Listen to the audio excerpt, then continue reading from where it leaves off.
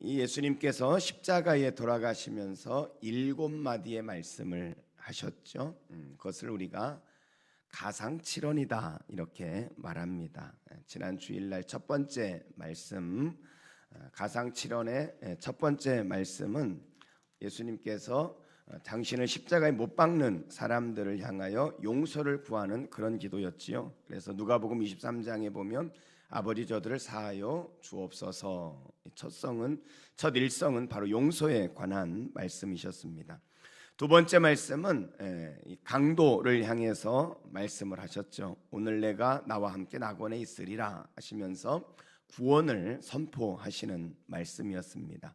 그리고 세 번째 말씀은 이제 예수님께서 어머니를 생각하면서 마리아를 생각하면서 여자여 보소서 아들이니다 하며 이 요한을 소개하고 보라 내 어머니라 하면서 예수님의 제자 요한에게 예수님의 어머니 마리아를 맡기는 세 번째 효도에 관한 그런 말씀이셨습니다.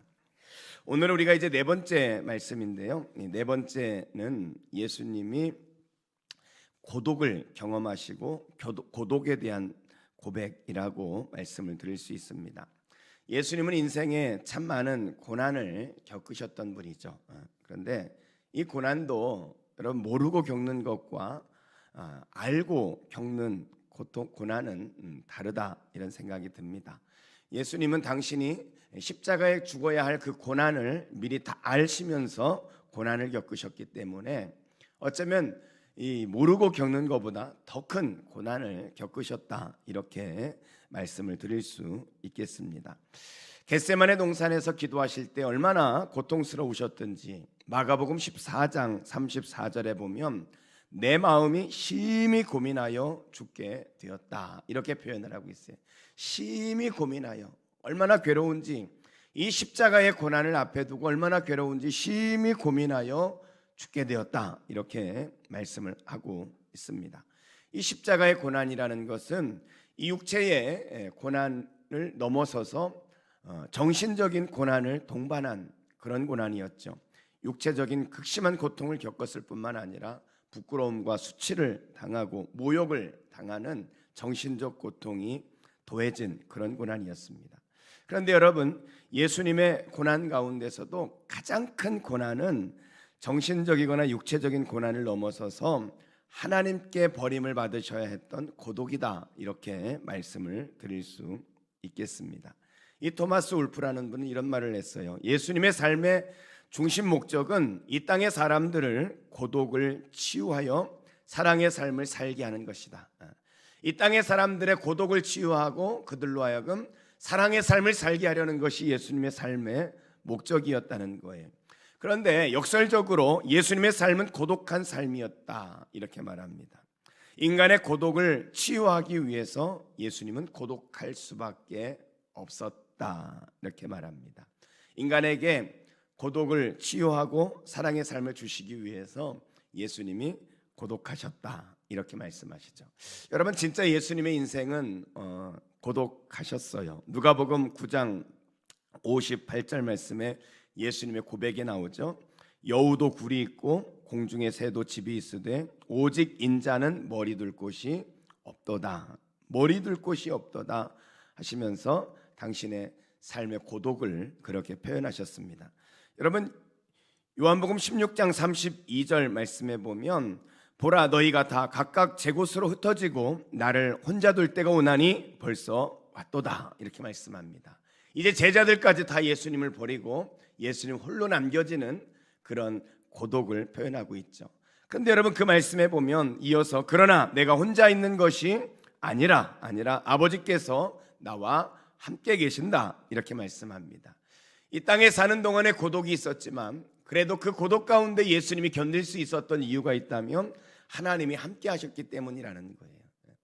머리 둘 곳이 없고 모든 사람이 예수님을 배신하고 떠나는 철저한 고독을 경험하셔야 했지만 그럼에도 불구하고 예수님의 곁에는 하나님이 계셨단 말이죠. 하나님이 계셨기 때문에 그 위로의 하나님으로 인해서 예수님이 견디실 수 있으셨습니다. 그런데 여러분 이 예수님의 삶의 절정의 고독은 십자가 위에서 나타나셨죠. 십자가. 십자가 위에서 예수님과 진정한 연합이며 예수님의 이 땅에 계시는 동안에 위로자시고 함께 하셨던 하나님, 그 하나님께 이 십자가에서 버림을 받으셔야만 했다는 것입니다. 하나님과 예수님과의 단절, 더 이상 하나님의 위로와 하나님과의 관계가 계속되어질 수 없는 그런 단절, 하나님의 버림을 받게 되어지는 그러한 고독, 최고의 고독을 예수님이 경험하십니다. 그러면서 오늘 본문 46절에 있는 말씀과 같이 엘리 엘리 라마 사박다니, 나의 하나님 어찌하여 나를 버리시나이까 하시면서 하나님이 버리심에 대하여 처절하게 그렇게 부르짖어 외치는 것을 볼 수 있습니다. 바로 이 엘리 엘리 라마 사박다니, 나의 하나님 어찌하여 나를 버리시나이까, 이 절규가 십자가상에서 예수님이 하셨던 네 번째 말씀이시죠. 여러분, 하나님께서 어떻게 버리실 수 있습니까? 여러분, 하나님께서 버리셨지만요, 사실은 하나님의 버림을 받음과 동시에 예수님께서 스스로 선택하셨다고 성경은 말씀하고 있습니다. 요한복음 10장 17절 18절 말씀에 보면 내가 다시 목숨을 얻기 위하여 목숨을 버림이라, 이를 내게서 빼앗는 자가 있는 것이 아니라 내가 스스로 버린다, 이렇게 말씀합니다. 나는 버릴 권세도 있고 다시 얻을 권세도 있다. 예수님이 스스로 이 하나님과의 단절을 예수님이 선택하셨다는 거죠. 여러분, 예수님이 하나님과의 단절, 가장 절정의 고독을 선택하셔야 했던 이유가 뭐예요? 바로 우리를 구원하시기 위해서. 또한 하나님의 입장에서도 하나님께서는 그 아들을 버리셔야만 했습니다. 왜 하나님께서 아들을 버리셔야 했을까? 왜 하나님과의 단절을 하나님께서 그렇게 예수님에게 나타내셔야 했죠? 바로 우리의 죄 때문이라는 거예요. 죄 때문에. 주님의 그 고난, 주님의 그 절정의 고독은 바로 우리의 죄를 위한 것이었다. 그래서 이사야 53장 6절 말씀이 이렇게 말씀합니다. 우리가 다 양 같아서 그릇 행하여 각기 제 길로 갔거늘 여호와께서는 우리 무리의 죄악을 그에게 담당시키셨도다, 이렇게 말씀합니다. 우리의 죄악을 예수님에게 담당시키셨습니다. 여러분, 한번 생각해 보세요. 예수님께서 인간의 죄악을 담당하셨다는 거예요. 담당하셨다. 그래서 이런 표현이 좀 그렇지만요, 십자가에서 예수님이 죽으시는 그 순간 예수님은 죄 덩어리가 되셨다, 이렇게 표현해도 과언은 아닐 것 같아요. 우리의 모든 죄를 다 짊어지시고 죽으시는 거잖아요. 그러니까 예수님은 죄 덩어리가 됐다, 이렇게 표현할 것 같아요. 세상의 모든 음란 죄를, 세상의 모든 살인 죄를, 시기와 질투와 미움과 다툼과 우상 숭배와 탐심과 도둑질과 세상에 있는 모든 죄를 다 예수님에게 쏟아 부으셨다는 거예요. 그래서 하나님이 보실 때 예수님은, 그 십자가에 달린 예수님은 살인자요, 강도요, 간음한 자요, 도둑놈이요, 또 우상 숭배자였던 것입니다. 여러분, 우리의 모든 죄를 담당하셨다는 거예요. 이제 어렸을 때 이제 읍에 이렇게 살았는데, 읍에 저희 그 시골에 이제 한쪽에 쓰레기장이 있었습니다. 쓰레기장. 그래서 저희 집에서 나가는 쓰레기, 저희 앞집에서 나가는 쓰레기, 이제 이 읍에 있는 모든 쓰레기가 이제 그 트럭의 쓰레기차에 실려가지고는 거기에 이렇게 부어지는 거죠. 부어지는 거예요. 그래가지고 그 시간이 지나면 이제 그곳이 조금씩 이렇게 차가는 그런 쓰레기장이 있었는데, 여러분, 그 쓰레기장을 지나려면 막 악취가 나고 뭐 코를 막고 다녀야 할 만큼 아주 그냥 더러운 그런 곳이 바로 쓰레기장이었죠.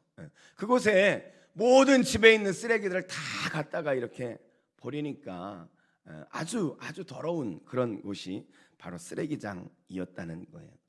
여러분, 죄송한 표현이지만 십자가에 달리신 예수님, 그분에게는 세상의 모든 죄의 쓰레기를 다 모아서 그곳에 쏟아 부었다는 거예요.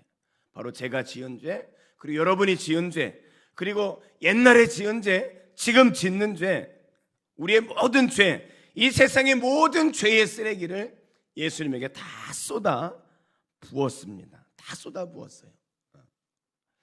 그래서 고린도후서 5장 21절 말씀해 보면 하나님이 죄를 알지도 못하신 자로 우리를 위하여 죄를 삼으신 것은, 하나님이 죄 없는 예수님에게 우리의 죄, 세상의 모든 죄, 이 죄 쓰레기를 다 쏟아부어서 죄인으로, 죄 덩어리로 예수님을 삼으신 것은 왜 그렇다고요? 우리로 하여금 그 안에서 하나님의 의가 되게 하시려고, 우리로 하여금 깨끗게 하려고, 내 모든 죄 쓰레기를 다 버리고, 그래서 우리로 하여금 깨끗게 하시려고, 하나님의 의가 되게 하시려고 예수님이 모든 죄 쓰레기를 뒤집어 쓰셨다는 거예요.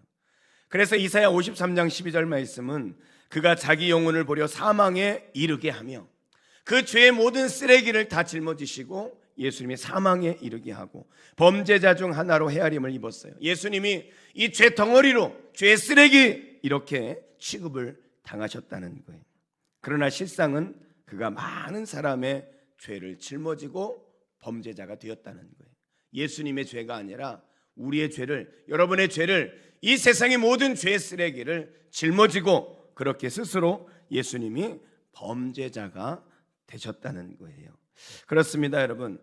그분이 왜 하나님과 단절되어지고 이 세상의 모든 죄를 뒤집으시고 그리고 지옥에 갔을까요? 바로 우리의 죄 때문에 그랬다는 거예요. 여러분, 예수님이 모든 세상의 죄를 짊어지고 죄 덩어리가 되고 죄의 쓰레기가 되고 그렇게 되셨을 때 아주 엄청난 사건이 벌어지게 되어지죠. 하박국 1장 13절 말씀에 보면은 주께서는 눈이 정결하심으로, 하나님은 눈이 정결하세요. 하나님은 깨끗하신 분이란 말이에요. 그래서 악을 참아 보지 못하시며, 하나님은 정결한 분이시기 때문에 악을 볼 수 없는 분이에요. 그래서 패역을 참아 보지 못하신다, 이렇게 말씀하고 있어요. 주님이 이 세상의 모든 죄를 뒤집어 쓰고 죄 덩어리가 되고 죄의 쓰레기가 되었을 때 하나님은 정결하고 거룩한 분이기 때문에 그 주님을 볼 수가 없다는 거예요. 그래서 하나님께서 그 예수님에게서 등을 돌리시게 되어졌던 거죠. 그러므로 인해서 하나님과 예수님 사이에 단절이 이루어지게 되어진 겁니다. 그래서 예수님이 고백하시는 거예요. 다시 46절, 엘리 엘리 라마 사박다니, 나의 하나님 나의 하나님 어찌하여 나를 버리셨나이까. 엘리 엘리 라마 사박다니, 나의 하나님 나의 하나님 어찌하여 나를 버리셨나이까. 이 짧은 이 절규 속에 예수님의 그 무거운 죄의 짐, 또 하나님과의 단절에서 오는 그런 고독을 표현해내고 있는 것입니다. 그렇습니다, 여러분. 예수님의 십자가의 네 번째 말씀은 바로 하나님과의 단절에서 오는 가장 최고의 절정의 고독을 경험하며 내뱉으신 말씀이셨습니다. 여러분, 오늘 우리가 이 고독을 생각해 봐야 되겠습니다. 우리 인생의 길에 고독은 반드시 있습니다. 우리 아이들이 학교에서 왕따를 당한다 그래요. 왕따, 그렇죠? 여러분, 이 왕따를 당한다는 게 뭐예요? 친구들에게 버림을 받고 친구들에게 소외가 되어졌단 말이죠. 근데 여러분, 이런 이 왕따를 당하는 것이 아이들에게만 있습니까? 우리 인생 가운데도 고독이 있죠. 옆에 남편이 있고 아내가 있고 사랑하는 사람이 있어도 문득문득 내 안에 찾아오는 그런 고독이 있단 말이에요. 삶의 여정 속에 시련을 겪고 어려움을 겪을 때 내 주변에 있는 사람들이 나와 함께할 것 같았지만 하나 둘씩 떠나가게 되어지는 그런 경험들을 하게 되어집니다. 우리 인생을 다 살고 마지막 하나님께서 부르실 때에 우리는 사망의 음침한 골짜기를 건너야 하는, 모든 것을 버려두고 건너야 하는 그런 고독을 경험할 수밖에 없는 것이 우리 인생이란 말이죠. 여러분, 이런 고독에 대한 처방이 무엇입니까? 내 인생의 고독을 이길 수 있는 방법이 뭐가 있겠어요? 이 수척해진 슬픈 남자가 이 한 그 정신과 의사를 찾아갔습니다. 유명한 정신과 의사를 찾아가 가지고 이제 그 앞에 대면을 했어요. 이 정신과 의사가 보니까 누가 봐도 이 사람은 너무 지금 이 삶의 무게가 견딜 수 없을 만큼 지친 그런 모습이 역력했습니다. 그래, 어디가 아파서 왔습니까? 나는 지금 대단한 병에 걸려 있습니다. 무슨 병인데요? 나를 둘러싸고 있는 이 세상에 너무나 무거워서 질식이 될 것만 같습니다. 사는 것이 지긋지긋하고 내 삶의 어느 곳에도 행복과 즐거움은 찾을 수가 없습니다. 박사님, 나를 도와주십시오. 저는 죽을지도 모릅니다. 그랬더니 박사님이, 정신과 의사 선생님이, 그것은 대단한 병이 아닙니다. 이것은 그렇게 큰 병이 아니니까 당신이 이것을 극복할 수 있는 좋은 방법이 있습니다. 우선은 당신의 일상에서 떠나십시오. 그리고 이제 삶의 환경을 바꿔서 즐거움이 있는 곳을 찾으십시오. 즐거움을 찾아가서 그렇게 웃는 삶을 살아야 됩니다. 그럼 어떻게 하면 좋겠습니까? 저 시내에 있는 서커스 하는 곳이 있죠. 그 서커스에 가면은 그리말디라는 광대를 볼 수 있을 것입니다. 그리말디 아시죠? 정말 세계에서 가장 재미있는 사람이라고 할 수 있는 그리말디를 찾아가십시오. 그러면 그를 보는 순간 당신은 치료를 받게 되어질 것입니다. 그랬어요. 그랬더니 그 앞에 있던 이 사람이 더 막 얼굴이 막 일그러지며 경련을 일으키는 거예요. 그러면서 하는 말이, 박사님 농담하십니까? 내가 바로 그 그리말디입니다. 이렇게 말하는 거예요. 여러분, 그는 남을 웃기는 광대였어요. 그렇지만 그의 고독을 이길 수는 없었다는 것입니다. 웃는다고 우리의 고독이 처방이 될까요? 우리가 재미를 추구하면서 재미있는 것을 계속하면 우리의 인생에 그런 슬픔의 고독이 치료되어질 수 있는 걸까요? 우리의 고독, 이 고독의 치유는, 이 고독에 대한 처방은 바로 하나님께 있는 것입니다. 주님은 우리의 고독을 이미 경험하셨고, 그리고 이 고독 가운데는 우리와 함께 하시겠다고 약속하셨습니다. 시편 23편 말씀에 보니까 내가 사망의 음침한 골짜기로 다닐지라도 죽음이라는 엄청난 고독 앞에서도 두려워하지 않는 것은 하나님이 나와 함께 하심이라, 이렇게 말씀하고 있어요. 여러분, 하나님이 함께 하시기 때문에 우리는 그 고독에서 치유되어질 수 있는 것입니다. 이 고독을 위해 무엇을 찾아다니십니까? 세상의 즐거움을 찾아다니시고, 아니면 물질로 내 고독의 공허한 부분을 채우려고 하고 계시진 않습니까? 사람을 만나서 웃고 즐기면서 내 고독이 치유될 것이라고 생각하십니까? 여러분, 우리의 진정한 고독의 치유가 있다면 그 고독을 경험하시고 우리 때문에 고독을 위해 십자가에 죽으신 예수님, 그분 옆에 우리의 고독에 대한 치유가 있다는 사실을 기억하시기 바랍니다. 이 노벨 문학상을 받았던 러셀 위젤이라는 사람이 이 독일의 그 유대인 학살하는 그 롤러코스트, 그곳에 갇혀 있었던 사람이었습니다. 그곳에서 무자비한 많은 광경들을 그가 보면서 참으로 처참한 그런 삶을 보내게 되어지는데, 그의 경험 가운데 하루는 13살 된 소년이 이 감옥을 탈출하다가 그만 붙잡히게 되어졌어요. 13살 된 어린아이가 감옥을 탈출하다가 붙잡혔습니다. 그런데 이 무자비한 독일군이 이 13살 된 이 소년을 교수형을 처하게 되어집니다. 왜냐하면 본을 보여야 된다는 것이, 이 죄수들에게 경각심을 불러일으키기 위해서 이 13살 된 아이이기 때문에 더 좋다는 거예요. 그래서 13살 된 아이의 교수형을 처하게 되어집니다. 두려움 가운데 이 병사들에 의해 끌려온 소년이 이제 교수대에 서고 이 사형 집행이 거행이 되어지는 거예요.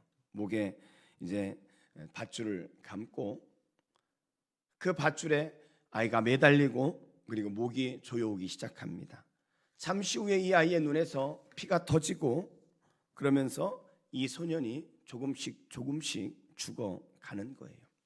그곳에 모여있는 많은 죄수들이 그 광경을 보면서 안타까워하고 있을 때, 이 위젤은 하나님 앞에 그의 마음속으로 이렇게 소리를 쳤다 그래요. 하나님, 저 소년이 저렇게 죽어가고 있는데 하나님, 당신은 지금 도대체 어디에 계십니까?